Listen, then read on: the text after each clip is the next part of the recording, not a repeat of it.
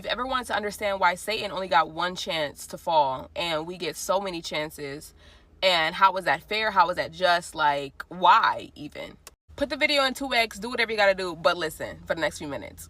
Satan is an immortal being who lived in eternity, right? Meaning there is no time. We live in a place where time exists, okay? First thing. His rebellion took place outside of time, meaning it has eternal weight and consequences. We were formed in dust and in time, meaning that our condition is redeemable, not because we are good, but because it's temporal and it's not eternal.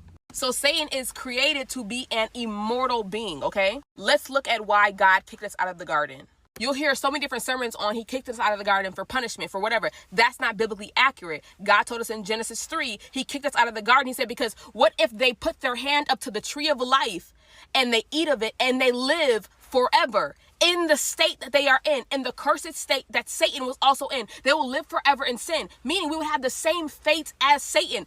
Keep up, keep up. God wasn't punishing Adam and Eve by kicking them out of the garden. He was protecting them from eternal separation from him. Even look at this beforehand, before they even ate of the tree. And he said, but if you eat of this tree, you will surely die. In this state, when he says it, it's a punishment. But also now we understand that in our death, it became a mercy. Since we ate of that tree and then afterwards eat of the tree of life, it's now a mercy to us. It's good for us to die, because if we weren't able to, then we would be in the same state as the enemy, immortal and eternally banished from his presence. Because we can die, we can shake off our flesh and join him in spirit in heaven. 2 Corinthians 5 says, while we are at home in the body, we are away from the Lord. We would rather be away from the body and at home with the Lord. Our mortality creates a doorway for us to go into heaven. Death that came from sin, but was turned into a portal of redemption because Jesus defeated it. But Satan, being immortal, he has no such portal. He has no cross. He has no redemption. He has no resurrection. He has no end.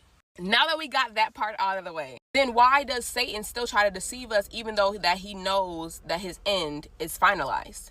The reason that he deceives you and lies to you is so we can get to our last point, so that he can accuse you. The enemy's name in Revelation is the accuser of the brethren. Is he accusing us to get God to understand that we won't ever be good enough?